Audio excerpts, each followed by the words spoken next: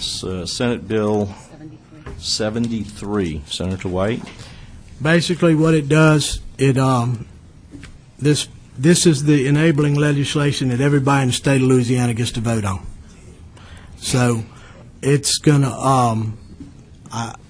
all it does is put, if it passes, it will put the Southeastern Community School District in the Constitution just like the other 70, and that'll authorize Bessie to pay them their MFP dollars. Senator Guillory. I move that we, Well, we have a number of cards. at the appropriate time. All that, I would appreciate it. Do you want to speak any further on that? Or No, sir, that's all it does. If y'all want to speak, the first group of favorables, Joshua Hoppower, local schools, he passes. Trey Cook, Our Children, Our Future, passes. Janine Kogler, is she here? She must pass. Brian Fletcher, nobody. Christopher Gregg, passes. Tanya Jackson, not here. Zachary Rogers, he passes. Twice. Okay. No one wishes to speak for the proponents. I will read in the cards of those not wishing to speak. Norman Browning, local schools. Stacy Hudson, constituent. Patty Cook, Our Children, Our Future. Terry Lambert, local schools. Lori Fry, a parent. Janice Ferguson. Wanda, I'm sorry, I'm going to kill his name again. She's not here. She's not here. Thank you. Betsy Barnes for herself. Jacoby Johnson, a student at Woodlawn High. Lenny Rice, Louisiana Strong. Pat McClory, Louisiana Strong. Jesse McCormick, local schools, local children. Okay. Wishing to speak in opposition, we have Janet, let's see, do we have anyone from the school board that wishes to speak in? They're waving. Janet Mulder. Same comments, though. I made that assumption. We'll put that in the record. Thank you. Janet Mulder, passes. Belinda Davis. Ashley Ballard, David Tatman, it's not here. Mary Juno, Laura Fernandez, James Finney, Gussie, Hannah Willems. I do have one comment to make. Sure. And Rachel DeSherry, Tanya Neiman, and Dr. Taylor. I don't think he's here. Okay, just identify yourselves, please. I'm James Finney, and I'll be brief. I don't see anything in passing this bill that actually improves education. And every minute that the duly elected school board of the East Baton Rouge Parish School System and their staff has to spend with this distraction is a resource that is diverted from improving the education of students. And I oppose that diversion of resources. Thank you, sir. I have polled my neighbors in the Shenandoah area, and according to my poll, we are not in favor of this district, and none of us received Senator White's poll. Thank you. Thank you. Yes, ma'am. Tanya Nyman. On behalf of Belinda Davis, I wish I had the right lingo, but I'm sure she would like to request the certain parameters you used in your poll so that we can confirm that it is actually she's the statistician, not me, but your polling numbers, the means used, and that in order to see your record. And then I just wanted to, I wanted to address the comments, a lot of people suggesting that by preventing people from North Baton Rouge attendance into the zone, or the students that were attending that didn't live within the I-10, I-12 boundaries, was going to address the problems within their school. I don't see how that's a solution that really improves our community. But I also just wanted to read the third point in the petition. Subverts laws providing for parental and student choice. Oh, and I've got to put my glasses on for this, sorry. In addition, the proposed Southeast Baton Rouge Community School System would deny approximately 3,800 students access to schools they currently attend. Remarks made by breakaway proponents, the spokespersons for Local Schools for Local Children, and Senator Bodi White, the sponsor of the legislation, indicate they regard separating from EBRPSS as a means to avoid complying with state and federal mandates that children be allowed to attend the school of their choice. They repeatedly criticized EBR for busing students to schools outside their attendance zone. Senator White even criticized the busing conducted in the 1980s, which was required by the federal desegregation order. That forced busing ended in 2007, following the resolution of the desegregation lawsuit. Students who are currently bused to schools outside their attendance zone are bused at their request, either to allow them to attend a specialized program, including magnet schools created to comply with the federal desegregation order, or when, as required by state and federal laws, the child chooses to escape and I put it in quotation marks because I could talk your ear off about the criteria used for failing schools, but to escape a failing school. Breakaway proponents dismiss the significance of these facts. Senator White insists busing is wasteful and creates distrust in the Southeast community. The creation of this district appears to be a means of subverting state and federal laws by prohibiting children from exercising their right to attend the schools of their choice. If that's not inviting a lawsuit, I don't know what is. Thank you. Thank you very much. I do have Senator Clater wants some questions. Yeah, and it'll be brief. Tanya, on the petitions that you brought, that would be both as it relates to the bill that we just heard and this bill, correct? It references both of them, I think it does. Yes, it does. It says Senate Bill 73 and 199. Okay, so you would introduce that for this bill as well, and I appreciate it. I've had the opportunity to review it. Thank you. Thank you. I'll give you another copy. Thank you. Senator Guillory. Motion. Thank you, Mr. President. I move that we advance this piece of legislation, SB 73, favorably. Okay, we have a motion by Senator Guillory. Do we have any opposition? The motion carries. Senate Bill number 73 by Senator White. It's a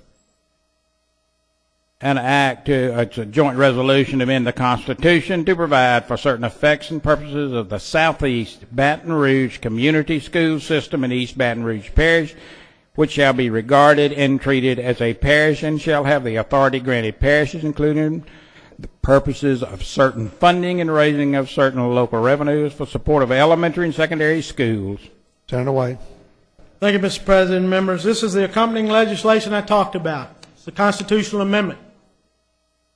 Should this pass both chambers, the whole state votes on it.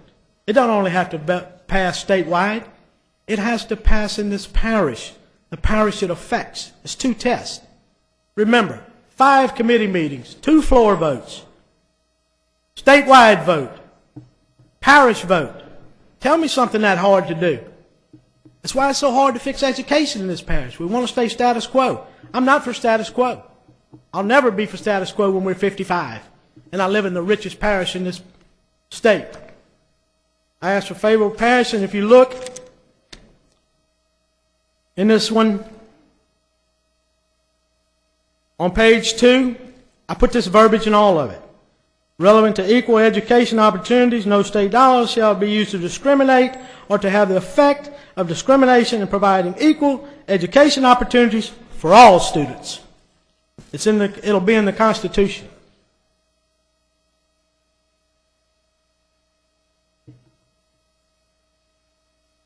Senator Broom has a question. Senator Brown for a question.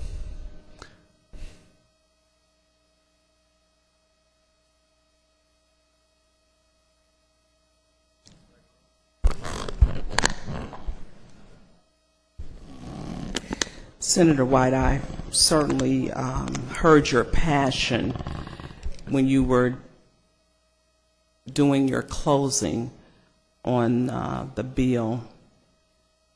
Do you think those of us who are not supporting your bill, you put us in the category of status quo? I'm not putting you in any category. You put yourself in whatever category you think you're in. I know you're for children, Sharon. I've been around you for more than the 10 years I've served here. You know I'm for children. But this is just something we don't agree with. I was your friend yesterday, I'm your friend today, and I'll be your friend tomorrow when this is over. But this is something my district wants. I know they want it. And you're right. Just this morning, you did you handled something for me in committee. So that's why I said this, debate is healthy. And I certainly understand your passion, but I have to bring out some important points, did you know, that I think concern me as well. And that is when you say that this is community-driven, but there were 1,200 signatures from people who are also part of the Southeast Quarter who are not supporting this. So that kind of tells me that there is some division within that community in Southeast, that perhaps there are a significant number of people who are not supporting this. I agree with that. And everyone that's talked to me, their child was in the magnet or gifted and talented program. And I understand that. They love their kids just like you and I love ours. And they want the best for them. And if you saw in the local bill, if they're in high school, Baton Rouge High School, one of the best high schools in the state, one of the best in the nation. I'm not for taking those kids out of there. And if these districts wanted to act responsible, there's laws on the books where they could let these kids go back and forth to programs. You don't have to make a special law. It's already there. I tried to do that when Central went away, but it didn't work out. I facilitated the meeting because I promised I would. Okay? But they can do that. There's nothing to stop that. Did you know you mentioned the Central pullout and how they were succeeding? And I think somebody earlier mentioned Zachary, which I do represent the majority of Zachary, and certainly they are a blooming, blue ribbon, top-notch school district. But I also represent Baker. And Baker did a pullout. And they're not doing so good right now. So I think we have examples on both sides of the fence. And Baker is a municipality. And they have been having a lot of challenges with their school district. And so we all value our children. And I'm very concerned that this is just not good for our community as a whole. I really want to see a cohesive Baton Rouge, not a Baton Rouge separated by race or, by somebody's going to this school and somebody's going to this. I want to see us come together, Senator White. Did you know? I know you do, and I know you believe that. And I'd love to see it too, but that's not where we are in this parish. You don't go from 65,000 to 42, 43,000 in 15 years, and people have faith in your system, and the population's grown. You just don't do that. We have one of the biggest private school systems in the state right here. It's not an easy question. And you talk about the people. I know I had 100 and something people in my district sign that, and I know they were magnet school and gifted and talented. But I polled it. I wanted to make sure for this year that I still had the strong sentiments when I ran. And it was 77% favorability. That represents 77,000 people in that district. I didn't ask them to sign a petition, but I asked them were they in favor of it. If they weren't in favor, I wouldn't do it. I represent them, so does Senator Claytor, and that's what they want. And they would like a vote. And that's all this bill does. It provides for a vote of the whole state. Everybody sitting here, your constituents get to vote. And it'll be a change. If it comes to pass, this is not over. Still have another chamber. This is a long run. This is not a sprint. I ask for your favorable passage of this constitutional amendment where the people of this state can vote on it and the people in this parish can vote on it. Thank you, Mr. President. Senator White, You have a right to close on your bill. That was my closing. I ask you a favorable passage. Thank you. And the gentleman now moves final passage. When the machines are open, those in favor will vote yes. Those opposed, no. Secretary, open machines, please. Vote your machines, please. Vote your machines. Senator Gallo, no. You through voting? All right, close them up, please. No. Close them up, please. 27 yeas, 11 nays. Bill found a pad. Reconsider vote. Let's move to the table. Next on. Senate Bill 73, and we are going to hear Representative Richard's bill. I promised him, and I don't care if we get in trouble, but so I apologize. So Senator White on Senate Bill 73. All that is enabling legislation. That's the part that I said it has to pass statewide and it has to pass in this parish, and it's got to pass off of the floor by 2/3 on the House. Tough test. Okay. Are there any questions? Representative Edwards, a question on the bill. Thank you, and we're on 73 now. Okay. On the ballot language, Senator White, I've got some concerns about the way it's worded because, and I'll just read, do you support an amendment to grant the Southeast Baton Rouge Community School System and East Baton Rouge Parish the same authority? So what I believe voters will have in mind when they read this language is that there exists the Southeast Baton Rouge Community School System, but it doesn't have the authority to do those things that other school districts do. Whereas we don't say that what you're going to do is you're going to create and grant in that school system, if it passes, the same authority. But I think that Bessie takes that directive. When you put it into the Constitution, then they pay their MFP. Right, but I don't think we're telling the voters that they have that voting yes creates the Southeast Baton Rouge Community School System as opposed to just. Well, it's created with the local bill. I mean, that's what we just. But the local bill doesn't become effective unless this passes. So you haven't created it unless this passes. No, it's created with the final act of the legislature when it passes. If it says passes, the act shall take effect and become operative if and when a proposed amendment passes. That's So it. until the amendment passes, the district hasn't been created, and we're not informing the voters that they are creating a district and granting it the authority. And I believe that is not being transparent with what we're asking the voters to do should this pass. If it passes, it's got to go to civil law. You're on that, and I'll take discussions. I know you had some questions with it last year. Still got to go to civil law. That's another stop. Well, I understand it's got to go to civil law. I'm asking you just to make sure that we're being transparent about what we're asking voters to approve or not approve. Is that the ballot language should say that the amendment will create the district, because this will leave the distinct impression with the voters that there exists a district that doesn't have the authority to do that which other districts do. And you're not telling them that you're creating the district. It would seem to me that that would be a fairer representation of what the instrument actually does. I'm just telling you, I'll work with you. You told me last year you had some concerns on some of the language. We worked with it. I'm just telling you, I'll work with you. Okay. Well, I will work on it with you between here and civil law, because I'm quite certain that's where it's headed. But I'm just letting you know what my concern is, and I don't think it should be that hard to fix it. Okay. We may not agree, but it wouldn't be that hard. Okay. Thank you. Thank you. Okay.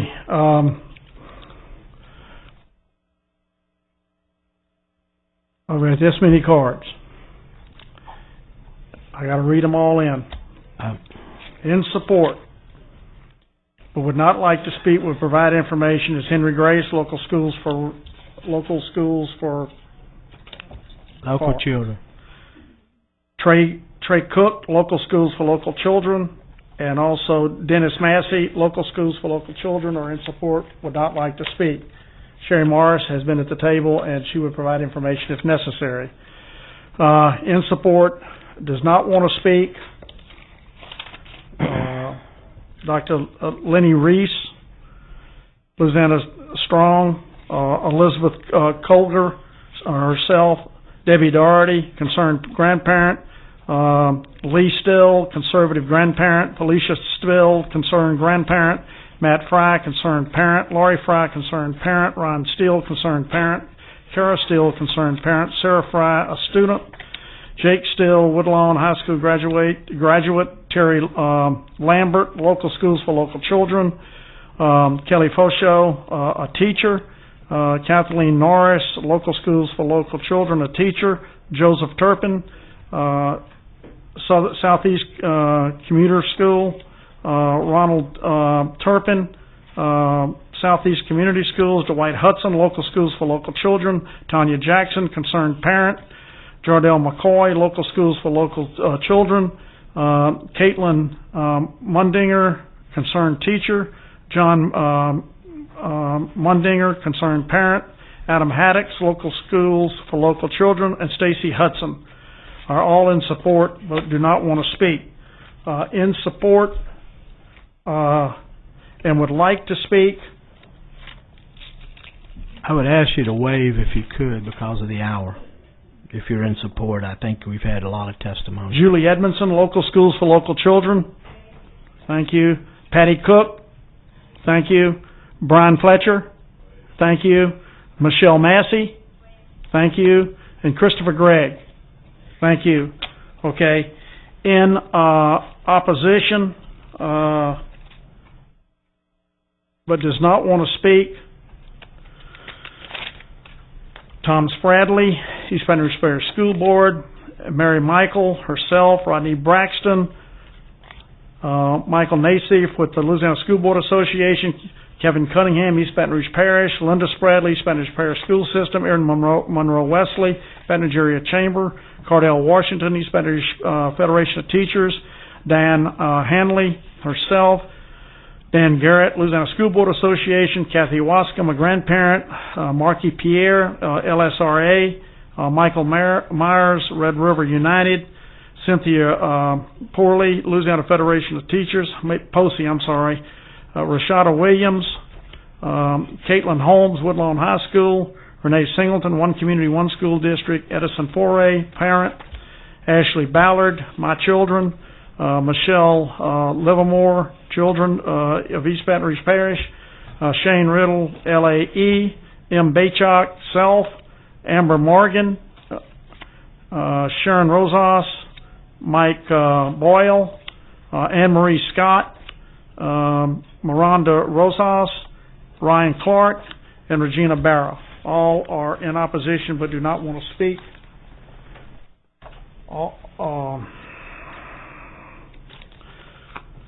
In opposition would provide information if necessary is Monique Marrero. And in opposition and would like to speak, Des Moines Rutledge. Waves, thank you, sir. Dr. Bernard Taylor. Yes, sir, thank you. Lee Wesley. Steve Monahan, Louisiana Federation of Teachers. Thank you, ma'am. Belinda Davis. Thank you, ma'am. Tanya Nyman. Thank you, ma'am. Leslie Deffley, One Community, One School. Thank you, ma'am. Laura Fernandez, One Community, One School, mom. Linda Johnson. Rachel LeSherry. Scott Wilfong. Terry Procell. Hannah Williams. Thank you, ma'am. James Finney. Thank you. David Tapman. Thank you. Travol Smith. Thank you, sir. And Mary Juneau. Okay. Dr. Michael Walker-Jones, in opposition, would like to speak.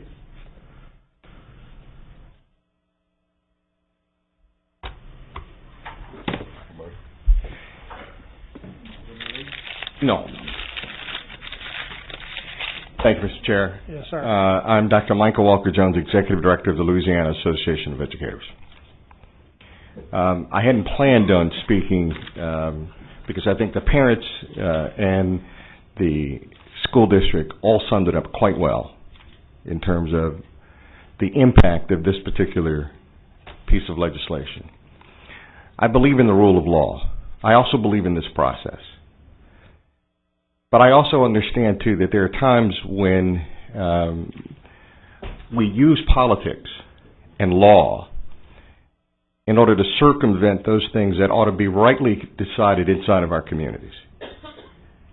And unfortunately, this is one of those times. Because when I look at the vote, and then I understand what has happened with regard to listening to the community, the frustration of the community in terms of being torn apart, I applaud the parents on both sides. I applaud the school district. I think this is a piece of poor legislation. I think one of the parents summed it up correctly. Where does it end? When you start with giving communities the ability to vulcanize and break themselves apart, where does it end? Education is our most important resource as a democracy. It has been based in the community. It's supposed to be a community venture. The state holds the ultimate responsibility, not the federal government. It is the one thing that I, with some of my conservative friends, agree on when it comes to state rights. It is the responsibility of the state to help local communities to provide public education. But this does not do that. This is simply a bill to vulcanize and tear communities apart. We have a process. It's called school boards and superintendents. We have the ability of communities to be able to impact those particular institutions. I implore you, even though this again may fall on deaf ears, this is not a matter of party politics. This is a matter of community. And I ask you, please, think about what the impact of this will be on this community. Not only the cost, in terms of the monetary cost, but the emotional cost. The cost to the students and the parents who feel as though because of this law, again, because I agree in the rule of law, but because of this law, people are not listening to them. People are not really concerned about them. They're concerned about an ideology or an issue that is of concern to them primarily around their party. And I hope that that is not the case. Thank you, Mr. Chair. Thank you. Okay, you may close on your bill. Just briefly, members, I respect Doctor very much. But on this issue, did you hear one student or parent from one of those C, D, or F schools that's a general school, that they're not in the gifted and talented or some kind of special program, come up here and say they were happy? It's where they wanted to be. They choose that in my district sometime because they don't get the best programs. So they get to choose to stay in a lesser program in a lesser school with a lesser outcome than some of the more fortunate ones that get into some of the better programs. And that's basically that's all I have to say about it. And this bill simply, if it's passed off out of finance, no, not finance, if it's civil law, off the House floor, it has to pass statewide and it has to pass in this parish.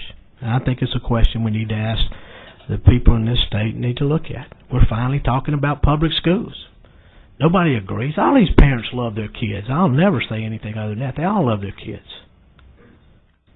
You know, I wouldn't be here if I didn't think it was what those parents thought they needed best for their kids. Thank you. Okay. Is there a motion? Okay. Representative Ivy moves to report Senate Bill 73 favorable. Is any objection? There is objection. Please call the roll, Ms. Snowden. Representative Bishop? No. Votes no. Representative Broadwater? Votes yes. Representative Burns? Yes. Representative Carmody? Yes. Representative Champagne? Yes. Representative Edwards? No. Representative Henry? Representative Hollis? Yes. Representative Ivy? Yes. Representative Jefferson? No. Representative Landry? Yes. Representative Price? No. Representative Richard? Yes. Representative Shadwin? Representative Smith? No. Representative Thompson? Yes. Representative Williams? No. Representative Carter? Yes. Yes. Thank you, That Chairman. bill and members. passes 10-6, so we will report Senate Bill 73 favorable. Senator White. Thank you, members. This is a constitutional amendment that authorizes, if created, a new school district in southeast Baton Rouge. It authorizes Bessie to pay them their MFP dollars, and it's standard. You create a new school district. I'll just say that in 1974, when we did the Constitutional Convention, that then probably the folks that participated in that convention didn't think about new school districts. And at that time, we had 64 parish systems, and we had 2 city systems. It was the city of Bogalusa and the city of Monroe, and they recognized them. And they authorized to pay them and to pay their MFP dollars and do that. But to create the district, to actually create the district, that power was left to the legislature, and to call for the school board members and all of that. And that is the companion bill of 199, Senate Bill 199. But we're not here to discuss that today. It's not coming to this committee. It's waiting House floor action. I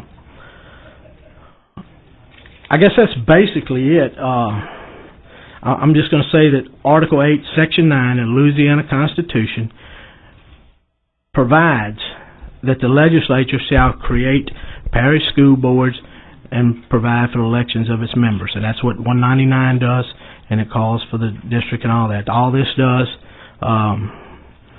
is provide for Bessie basically to pay them their MFP dollars and to recognize this and put this school system into the Constitution, just like the other 64 parish systems, the city system of Bogalusa, Monroe, now Baker, and the community school districts of Zachary and Central. That's basically what this Constitution Amendment does. Thank you, Senator White. Sure, he's looking. Would you like to make a statement? No? Okay. She's here for questions. If you. Okay. Members, the cards I have in support: Jesse McCormick, Capital Partners; Alex Smith, CART, L.A. Strong; Douglas Pennington, L.A. Strong and CART; Lenny Reese, L.A. Strong; Norman Browning, Local School for Local Children. Cards that would provide information if requested: Sherry Morris, Local Schools for Local Children; and Joe Salter, Secretary of State. I think we covered that. I have no questions. I'd like to go ahead. I know you have a proposed amendment. I do. Hold on, Senator White. Let me. Did you want to comment on the proposed amendment? Because let me get to the opposition, and then we'll get to the amendment. Okay, go ahead, sir. Have cards in opposition who would like to speak. If you'd still like to speak, ask you to come to the table. Mary Patricia Ray, Louisiana Federation of Teachers, Des Moines, Rutledge. I'll wait. Wave. Okay. Would you like to speak, ma'am? Yeah, because my comments address it. Oh, well, we haven't brought up the amendment yet. Why don't you just hold on just a second then? If anybody would like to speak on the bill, please come to the table and then we'll get to the amendment. Irvin Monroe Wesley, Baton Rouge Area Chamber, is in opposition, does not wish to speak. Rodney Braxton, East Baton Rouge Schools, opposition, does not wish to speak. Kevin Cunningham, East Baton Rouge Prayer School Board, opposition, does not wish to speak. Leslie DeFlay, One Community, One School District, opposition, does not wish to speak. Belinda Davis, One Community, One School District, opposition, does not wish to speak. Laura Fernandez, One Community, One School District, opposition, does not wish to speak. And Tanya Newman, One Community, One School District, is opposition, does not wish to speak. Members, why don't we go ahead and turn to the amendment which is in your folder, which is House Committee Amendments 3674. The first amendment is kind of the same thing we've been doing on all the constitutional amendments, is make sure that this is placed on the ballot when there's actually a statewide election. As we mentioned to Senator LaFleur, if a separate statute passes that puts all of these on a special date, then that would override this. But until that happens, we want to make sure it actually gets on a statewide election date. and doesn't cost the state an extra $4.3 million to have a special election. And of course, Amendment 2 deals with some clarification of the ballot language. And Senator White, if you want to comment on the proposed committee members. Yes. The amendment number 1, I understand what you've done, and I have no problem with that. Okay, I have no objection to amendment number 1. Okay. Okay. Amendment number 2, I do have a problem with. Okay. Because clearly the ballot language it says to create. The Constitution Amendment does not create it. The local bill clearly creates the district. And what you're doing with that is you're asking people to say whether they create it. Well, this body already creates it with the passage of 199. And all this constitutional amendment does is says that it authorizes to put another school district in the Constitution, and it authorizes Bessie to pay them their dollars that are due them through the MFP formula. That's basically what it does. And, this is part of it. This Constitution Amendment, as all Constitution Amendment, has to pass statewide. So it does not create the district, and that's my objection to that language. Okay. Representative Edwards for a question. Thank you, Mr. Chairman. And Senator White, we've had this conversation before. There's language in SB 199 that says that it will have no effect at all if the constitutional amendment contained in Senate Bill 73 does not pass. So if it has no effect unless the constitutional amendment passes, then the district isn't created unless and until it passes. And not having the language in there about creating the district, it would seem to me, would do a disservice to the voters because it wouldn't tell them what that vote means. Go ahead. Sherry Morris, Council for Local Schools for Local Children. This ballot language is very similar to what was on the ballot to create the other school districts that have been created since 1998. Looking at the bill, the enrolled version of Act Number 861, which created the Central Community School System in 2006, the ballot language, you all used a different format then. It was just to grant the Central Community School System in East Baton Rouge Parish the same authority granted parishes for the purposes of Article 8, Section 13, which is similar to the ballot language that was in the original bill. And that's the language that was also used for Zachary and Baker and North Rapides. Right, and I would just mention two things. One is, I don't believe I was on the committee when those things were done. Secondly, I'm not reviewing the companion legislation on those breakaway districts to see whether the districts were in fact created, and then the constitutional amendment, all it did was grant the authority. But I mean, I just printed, and I can look for it in here. We just printed SB 199, but I'm fairly certain that I'm right. At the end of this, there's going to be language to the effect that this act shall take effect and become operative if and when a proposed amendment to Article 8, Section 13D of the Constitution of Louisiana is adopted at a statewide election. So SB 199 by itself doesn't create the district. The voters will create it if they pass it. They will create it and grant it. And I believe it's our obligation in this committee, and the reason we do ballot language review is to make sure that it adequately informs the voter of what it is they're voting on. I think that I know that you've talked to me about it, and I just have to say I disagree. That what they're voting on is to let them pay their dollars to put it in the Constitution, and I think the voters understand that. They've understood it before. Right, but if they don't vote in the affirmative, but you don't, then the district is never created. Right. Okay, so if they vote in... It takes both pieces of legislation. But to create the district with no funding, I mean, you would have to live off of local money and federal money. You wouldn't get any state portion. No, I understand that. I believe, having considered everything that's been presented for a couple of years now, that the voters are better served by the amendment being put on here so that they know that they are creating and granting the authority. And to be very honest with you, I don't understand the reluctance to accept the amendment. I don't know why it makes... I mean, I'm not trying to throw cold water, not through this amendment, but I'm not trying to throw cold water on what you're trying to do. I'm just trying to make sure we're informing voters of what it is they're voting on. Sure, Representative Edwards, I'll accept that language. Thank I hope you accept some of mine in the future.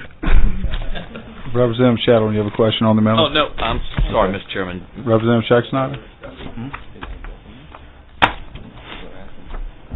You have a question on the amendment, Representative Schexnayder? Yes. Okay, go ahead. Can we separate these amendments? Yeah, we can take them up separately.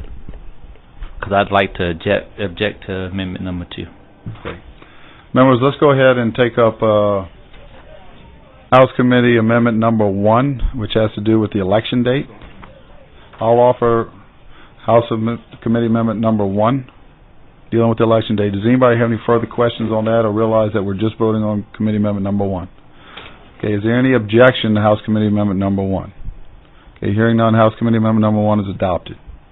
Now we're back on House Committee Amendment number 2, which is the ballot language, to which Representative Edwards will offer. House Committee Amendment number 2, to which Representative Schexnayder objects. Any further discussion on that? Nobody's buttons pushed. Let's go ahead and take up the amendment. I'm going to ask the Secretary to call the roll. A yes vote is to adopt the amendment. A no vote is not to adopt the amendment. Madam Secretary, please call the roll. Wait a second.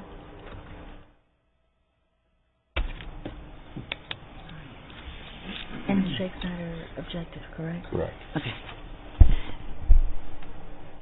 Representative Arnold? Yes.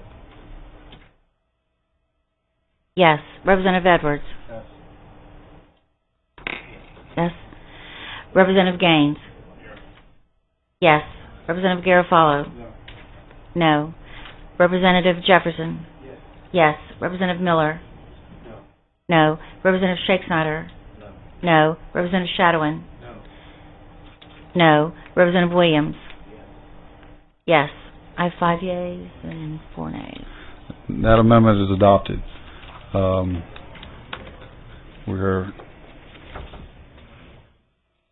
I've got one more red card in opposition from Barbara Dodds for self, who does not wish to speak. And I have to apologize. There was somebody who wanted to speak on the amendment. So do you still want to speak, or are you good since the amendment got adopted? I do, but I'll be very brief. Okay. Sorry about that. You can just, Senator Bodi, Senator White, you don't have to go anywhere. Just stay right there. You can use the other chair.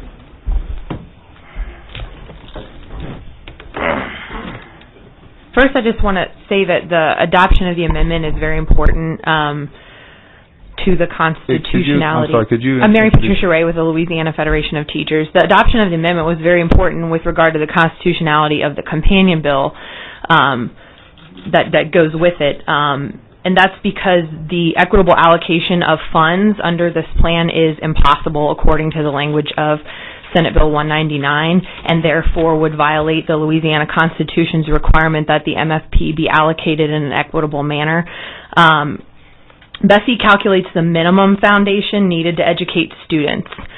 This bill, if passed, in the posture explained by Senator White, along with this companion bill, would require that once Bessie calculates that minimum amount needed, the department would then allocate some of that minimum amount to other school districts. Each child in the new district would therefore receive less than the minimum amount needed to educate them, while others would profit from, according to the proposal as presented, their misfortune. This inequitable allocation would violate the constitutional requirements set forth in Article 8, Section 13 for equitable allocation of funds.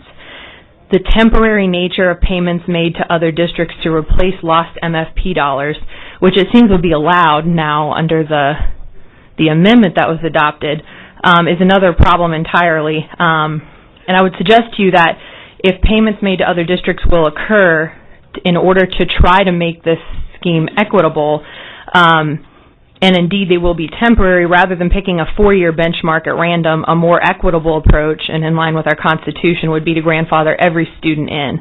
So until those now entering kindergarten reach the 12th grade, the payments would be made. And I promise that I'm not trying to talk about a Senate Bill 199 with due respect to the author. This relates to the amendment that was just adopted on this bill. It's about equitable allocation of funds. This means that the 2.75% increase, which should be applicable for the 12-13 year, since we aren't going to pass an MFP this year, which actually is a 5.5% increase because it reads annually. There's no language in this bill or the other bill that prevents monies in that increase from going to the new school district, even though it was never contemplated when the 11-12 MFP was adopted, which is the one we're going to operate under. That's a major problem. And will lead to inequitable allocation of funds. Moreover, this constitutional amendment that we're talking about in committee today will lead to an unconstitutional exercise of legislatively delegated administrative power by Bessie and the Department of Education. Requiring Bessie to alter their construction of the MFP via statute, which is what the other bill does, instead of in this bill, the constitutional amendment, would violate the separation of powers doctrine. I won't belabor that point, but as you know, the DOE creates the formula, Bessie approves it, and then this legislature subsequently approves it. This plan, with the companion bill, does not, the language that the voters are approving will not allow a secondary statute to come back and alter the formula which is constitutionally created by Bessie. So we've got a problem here where Bessie's creating a formula, then there's another statute that says after you've created it and the legislature's approved it, go back and change it with no oversight. First of all, that's just not a good idea policy-wise, but it's also unconstitutional according to Section 813B.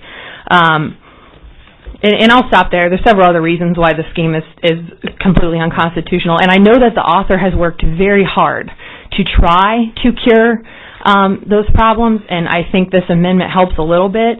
But the problem with this whole plan is that it cannot be done constitutionally unless you make this bill 73, unless you make the ballot language a lot more complicated, because there's a lot more problems that have to be fixed through constitutional amendment that these bills don't address. Thank you. Thank you. Thank you for testimony, members. The board is clear. Have no more cards. Senator White, would you like to close on your bill?